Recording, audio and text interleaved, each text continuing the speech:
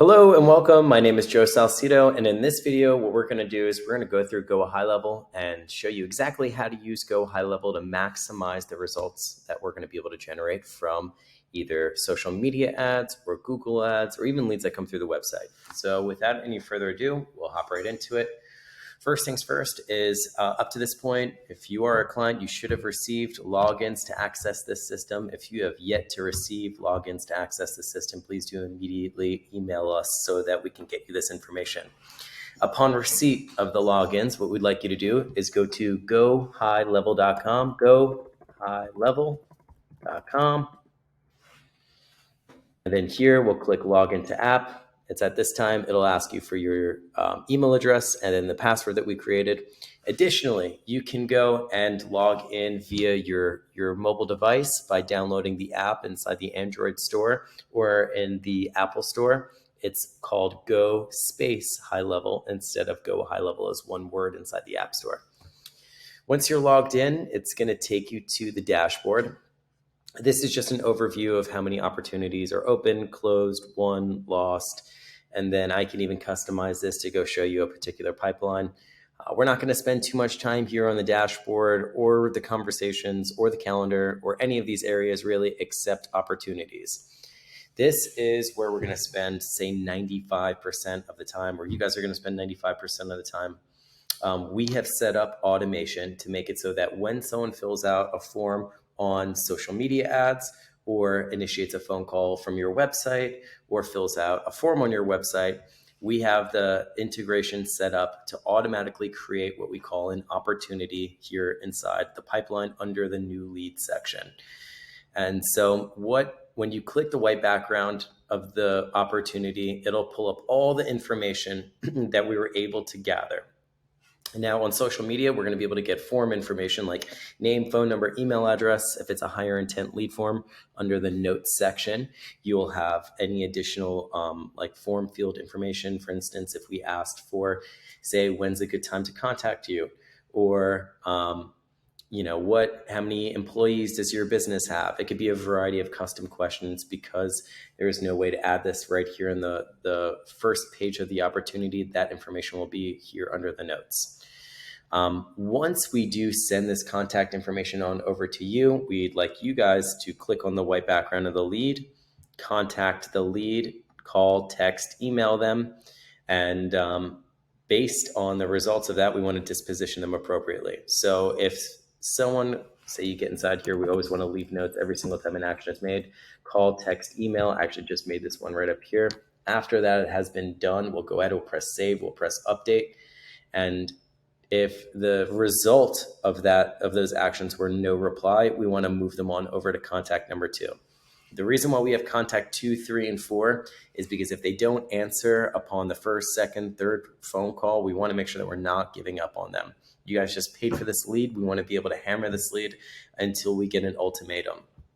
So say call, text, email, we'll move them on over to number 2 if they don't answer. If we call, text, email them again, call, text, email, no reply.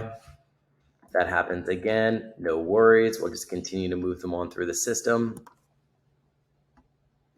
appropriately.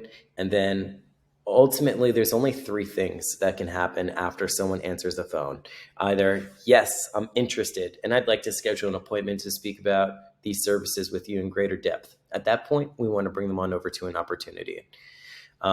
If they answer the phone and they say, no, I'm not interested, I don't know why you're calling, buy my marketing services, whatever it might be, those are considered bad leads. We want to go ahead and move them on over to the bad lead category so that we don't follow up with them. We don't waste your time or your salespeople's times following up with leads that are not going to turn into anything.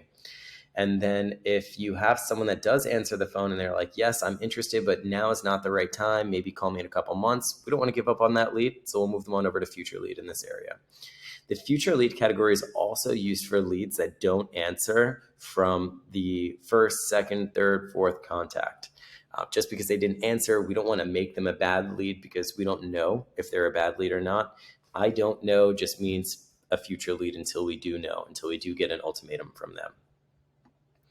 The single most important thing that we're going to be looking out for and making sure that you guys are doing your job while we're doing our job is the notes section. If we see that a lead is under, say, contact 3, for instance, which means that they've been contacted once and contacted twice, there should be 2 notes inside of here. If they are an opportunity and they did agree to go take a call with you, we want to know what happened. So for instance, call was 30 minutes long, looking for a new roof in Dallas, Texas. The house is 2,000 square feet, whatever it might be.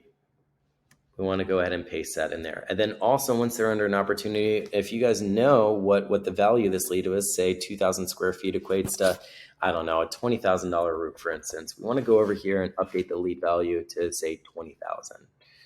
When we're doing this, what this is going to allow us to do is not only just see how much potential new business is in your pipeline, as well as the closed pipeline, because we want to, after they're an opportunity and you guys have sent out the contract, we'll put them there. And then as well as closed, we're going to be able to figure out what it's going to cost in ad spend to generate one closed deal for the business.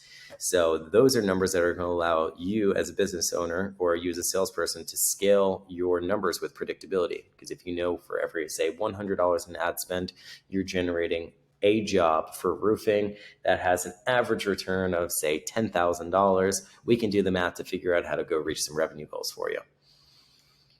Right. So just to recap, we are going to automatically populate these leads inside the new contact. You don't have to manually add these. If you do have a lead that comes into the business, you're more than welcome to come up here and press the new button and add opportunities manually. The ones that we're going to integrate here will have tags based on their source. So if they come from Facebook ads, they'll say Facebook ads. If they come from Google ads, they'll say Google ads. And yeah, the single most important thing is that we're leaving some notes through the system. If you guys are leaving notes, you're doing your job. Our team goes inside here and we read the notes. We make sure that we're not just sending bad leads your way. We're also sending some good leads. And of the good leads that we send your way, how much in new business are we, potentially generating here so that we can give you guys some metrics to scale the business. So this is a little bit of a recap. There's a ton of other things that we can do inside here, like set up automated emails, set up automated text messages. There's even the ability to generate landing pages and websites through here, manage your reputation through Google My Business, set up automation so that when, say, we put someone in opportunity, they enter into a workflow. When they enter into a bad lead, we remove them from a workflow. So there's a ton of crazy stuff that can happen inside the CRM. I don't want to get too far into it. I want to end this video with just reviewing the opportunities. As always, if you do have any questions, feel free to email us and we'll be sure to get right back to you. Thanks so much and have a great day.